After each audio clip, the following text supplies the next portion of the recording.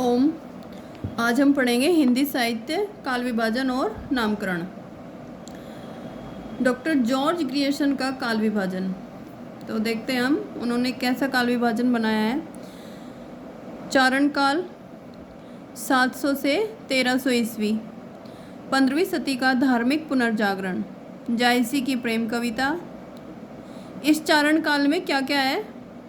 15वीं सदी का धार्मिक पुनर्जागरण और जायसी की प्रेम कविता, ब्रज का कृष्ण संप्रदाय, मुगल दरबार, तुलसीदास, रीति काव्य, तुलसीदास के अन्य प्रवृत्ति, 18वीं शताब्दी, कंपनी के शासन में हिंदुस्तान, महारानी विक्टोरिया के शासन में हिंदुस्तान। ये है जो डॉक्टर जॉर्ज ग्रियर्सन के द्वारा बनाया गया काल विभाजन। अब जॉर्ज ग्रियर्सन ने सर्वप्रथम हिंदी साहित्य के आरंभिक काल को चारण काल नाम से अभिहित किया है। ग्रियर्सन ने चारण काल के अंतर्गत 9 कवियों पुष्य कवि, खुमान कवि, केदार, कुमारपाल, अनन्य दास, चंद, जगनिक, जोधराज और शांगधर का उल्लेख किया है। ग्रियर्सन ने अपने इतिहास में केवल प्रवृत्तिगत काल विभाजन किया है। ग्रियर्सन के कालों का नामकरण एक आधार पर नहीं किया गया। मिस्र बंधुओं का काल विभाजन। मिस्र बंधुओं के द्वारा प्रारंभिक काल, पूर्व प्रारंभिक काल 700 से 1343 विक्रम संवत, उत्तरारंभिक काल 1344 से 1444 विक्रम संवत, फिर माध्यमिक काल, पूर्व माध्यमिक काल 1445 से 1560 विक्रम संवत, फिर प्रौढ़ माध्यमिक काल 1561 से 1680 विक्रम संवत। फिर तीसरे नंबर पर अलंकृत काल। पूर्वालंकृत काल 1681 से 1790 विक्रम संवत। फिर उत्तरालंकृत काल 1791 से 1889 विक्रम संवत।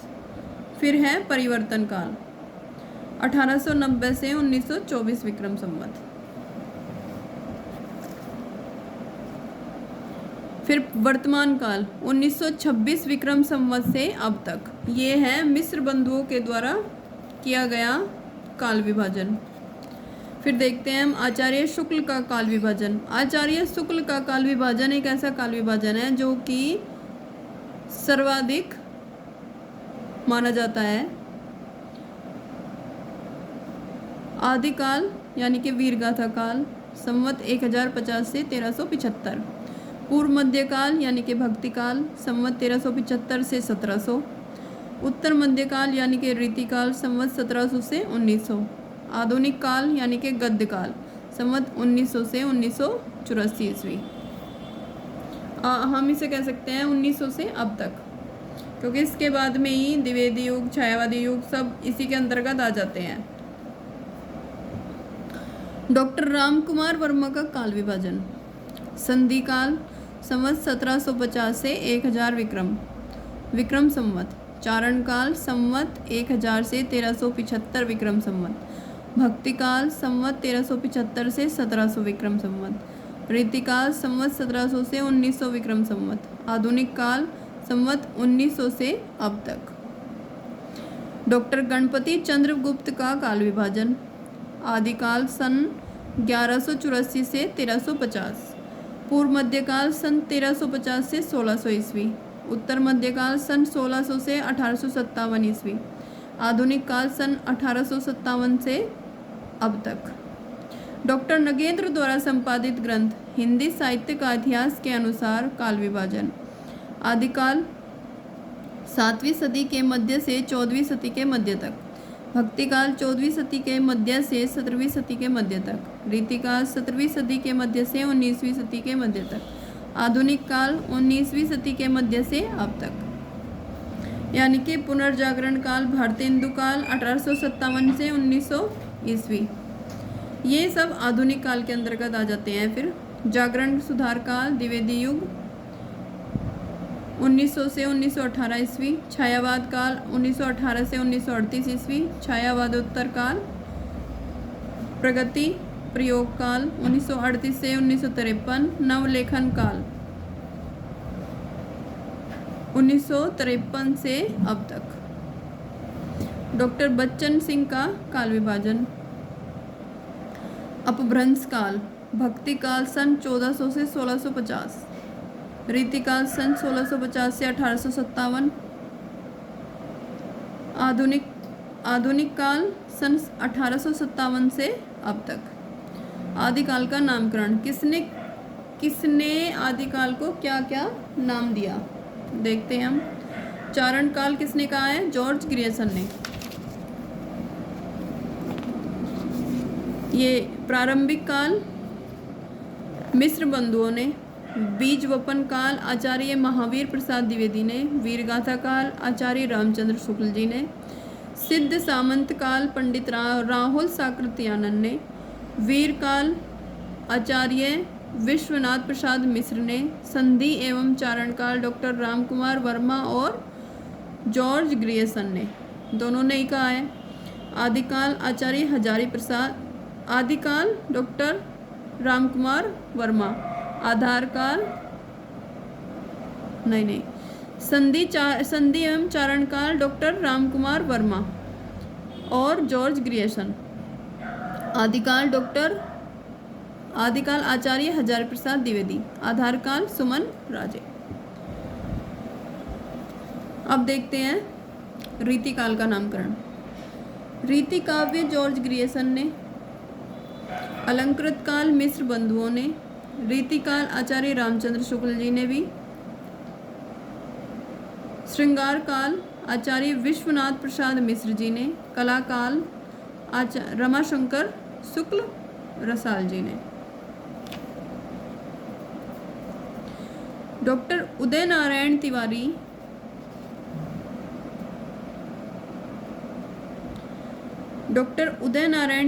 डॉक्टर गोविंद त्रिगुणायत और डॉक्टर महेंद्र नाथ दुबे द्वारा भाषा की दृष्टि से किया गया काल विभाजन। पृष्ठभूमि अवहट काल। उन्मेष काल भाषा ब्रजबुली, पुरानी बैजरी, पुरानी ब्रजी, कोरवी या खड़ी बोली एवं अवधि काल। पूर्व भाग ब्रज भाषा और अवधि काल। उत्तर भाग खड़ी बोली काल। आदिकाल आचार्य रामचंद्र शुक्ल द्वारा वर्णित आदिकाल के संदर्भ में प्रमुख कथन। प्राकृत की अंतिम अपभ्रंश अवस्था से ही हिंदी साहित्य का आविर्भाव माना जाता है। हिंदी साहित्य का आदिकाल संवत 1050 से लेकर संवत 1375 तक अर्थात महाराजा भोज के समय से लेकर हम्मीर देव के समय के कुछ पीछे तक माना जा सकता है। राजाश्रित कवि और चारण जिस प्रकार नीति, श्रृंगार आदि के फुटकल दोहे राजसभाओं में सुनाया करते थे, उसी प्रकार अपने आश्रय दाता राजाओं के पराक्रमपूर्ण चरितों या गाथाओं का वर्णन भी किया करते थे। यही प्रबंध परंपरा रासों के नाम से पाई जाती है, जिसे लक्ष्य करके इस काल को हमने वीरगाथा काल नाम दिया। अपभ्रंश नाम पहले पहल वल्लभी के राजा धारसेन द्वितीय के शिलालेख में मिलता है, जिसमें उसने अपने पिता गुहसेन विक्रम संवत 650 के पहले को संस्कृत, प्राकृत और अपभ्रंश तीनों का कवि कहा है। सिद्धों की उद्धृत रचनाओं की भाषा देश भाषा मिश्रित अपभ्रंश या पुरानी हिंदी की काव्य भाषा है। पुरानी हिंदी की व्यापक काव्य भाषा का ढांचा सौरसैनी, प्रसूत, अपभ्रंश अर्थात ब्रज और खड़ी बोली का था। आध्यात्मिक रंग के चश्मे आजकल बहुत सस्ते हो गए हैं, उन्हें चढ़ाकर जैसे कुछ लोगों ने गीत गोविंद के पदों को आध्यात्मिक संकेत बताया है, वैसे ही विद्यापति के इन पदों को भी। महत्वपूर्ण काव्य पंक्तियाँ। जो जीर्ण शासन भासियो सो भई कहियड़ सारो, जो पालई सई भाव करी सो सरी पावई पारो। ये लाइनें हैं देवसेन की श्राव का 4 से। पंडियु सौल सत बखाणिए, देही रुद्ध बसंत न जानिए। अमणा गमन न तेन विखंडी, तो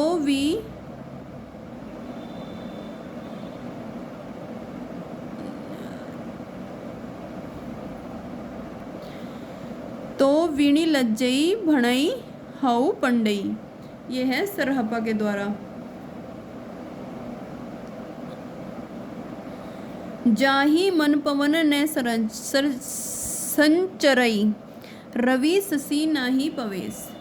ताही वतचित विषाम करू, सरेहे कहियु उवेश।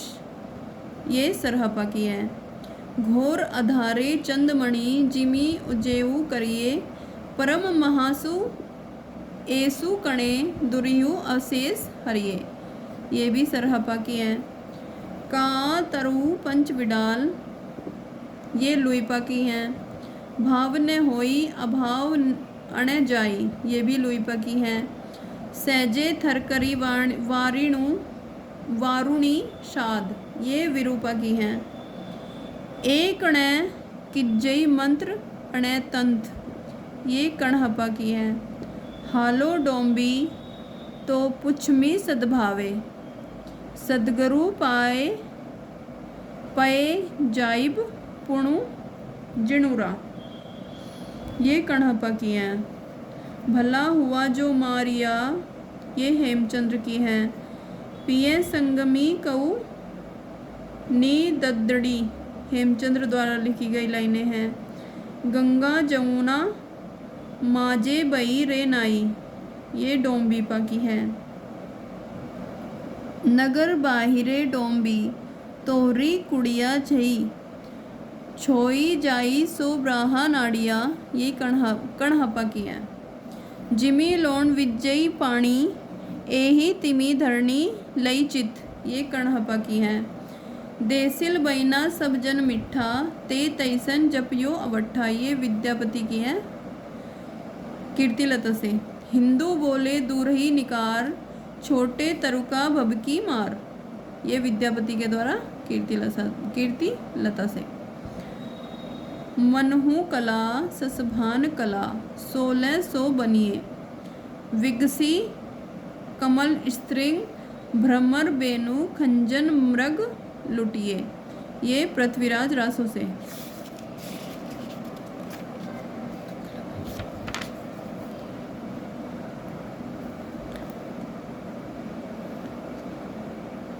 बजिए घोर निशान रान, चौहान चहो दिस, पृथ्वीराज रासो से। उट्टिट राज पृथ्वीराज, बाग मनो लगई वीर नट, पृथ्वीराज रासो से। 12 बरिस लो कूकर जिए, ओ 13 लो जिए सियार। बरिस 18 छत्री जिए, आगे जीवन को धिक्कार, जगनिक। एक थाल मोती से भरा, अमीर खुसरो के द्वारा। एक नार ने अचरज किया, अमीर खुसरो जी के द्वारा। गोरी सोवे सेज पर, मुख पर डारे केस, अमीर खुसरो जी के द्वारा। मेरा जोबना नवेल रा, बयो है गुलाल, ये भी अमीर खुसरो के द्वारा। जे हाल मिसकी मकुन तगाफुल, दुराए नैना बनाए बतिया, अमीर खुसरो। सरस वसंत समय भल पावली, विद्यापति पदावली से। काली कहल पिए सांझरी, जाइब मई मारू देश, ये भी विद्यापति की पदावली से। महत्वपूर्ण तथ्य देख लेते हैं। प्राकृत भाष हिंदी का तात्पर्य है प्राकृत की रूढ़ियों में बहुत कुछ बद हिंदी। कवि विद्यापति ने 2 प्रकार की भाषा का प्रयोग किया है, पुरानी अपभ्रंश का और बोलचाल की देसी भाषा का। गाहा या गाथा कहने से प्राकृत का बोध होता है। दोहा या दूहा कहने से अपभ्रंश या लोक प्रचलित काव्य भाषा का बोध होता है। भरत मुनि विक्रम संवत 3री सदी के नाट्यशास्त्र में अपभ्रंश नाम न लेकर लोक भाषा को देश भाषा ही कहा है। अपभ्रंश या प्राकृतभास हिंदी की रचना विक्रम की 7वीं शताब्दी से होने लगा था। 84 सिद्धों के नाम लुइपा, कायस्थ, लीलापा, विरूपा, डोम्बिपा, क्षत्रिय शबरपा, क्षत्रिय शहरपा, ब्राह्मण कंकालीपा, शूद्र मीनपा, मछुआ, गोरक्षपा, चौरंगीपा, राजकुमार वीणापा, राजकुमार शांतिपा, ब्राह्मण तंतिपा, तंतुआ, चमारिपा, चर्मकार, खंडपा, शूद्र, नागार्जुन, ब्राह्मण, कणहपा, कायस्थ, कर्णरिपा, थग्नपा, सूत्र, नारोपा, ब्राह्मण, शलिपा, शूद्र, तिलोपा, ब्राह्मण, क्षत्रपा, शूद्र, भद्रपा, ब्राह्मण, दोंगिपा, अजोगिपा, गृहपति, कालपा, दोम्बिपा, धोबी, कंकणपा, राजकुमार, कमरिपा, डोंगिपा, ब्राह्मण, बदेपा, तंदेपा, शूद्र, कुकरिपा, ब्राह्मण, कुचिपा, शूद्र, धर्मपा, ब्राह्मण, महिपा, शूद्र, अंचितपा, लकड़हारा, भलहपा, क्षत्रिय, नलिनपा, बुकु, भूषुकिपा, राजकुमार, इंद्रभूति, राजा, मेकोपा, वणिक, कुठालिपा, कमरिपा, लोहार, जालंधरपा, ब्राह्मण, राहुलपा, शूद्र, बेदिनपा, धवरिपा। ये 84 जो हैं, ये 84 सिद्धों के नाम हैं। ये मेरे ख्याल से हर पुस्तक में है। इस सभी की जो भी पुस्तक जो कोई भी पढ़ रहा है टीजीटी पीजीटी से रिलेटेड, ये 84 सिद्धों के नाम उस पुस्तक में है, तो आप लोग देख सकते हैं। सिद्धों में सबसे पुराने सरय सरोज व्रज भी नाम है। महासुखवाद का प्रवर्तन वज्रयान शाखा में हुआ। महासुख का अर्थ है आनंद स्वरूप ईश्वर तत्व। प्रज्ञा और उपाय के योग से इस महासुख दशा की प्राप्ति मानी गई है। गोरखनाथ का नाथ पंथ मूल रूप से व्रजयान शाखा का ही एक रूप है। गोरखनाथ ने पतंजलि के उच्च लक्ष्य ईश्वर प्राप्ति को लेकर हठ योग का प्रवर्तन किया। व्रज यानी सिद्धों का लीला क्षेत्र भारत का पूर्वी भाग था। गोरखनाथ ने अपने ग्रंथ का प्रचार देश के पश्चिमी भागों में विशेषकर राजपूताने और पंजाब में किया। नाथों की संख्या 9 माना गया है। लोग इन्हें नवनाथ भी कहते हैं। गोरक्ष सिद्धांत संग्रह में इनका नाम निम्न क्रम में बताया गया है, जैसे पहले थे नागार्जुन, जडरत्न, हरिश्चंद्र नाथ, सत्यनाथ, भीमनाथ, गोरक्षनाथ, चरपट, जलंधर और मलयार्जुन। तो आपने ये सब देखा। कल हम पढ़ेंगे अपभ्रंश साहित्य। तो मिलते हैं आपसे अगली वीडियो में।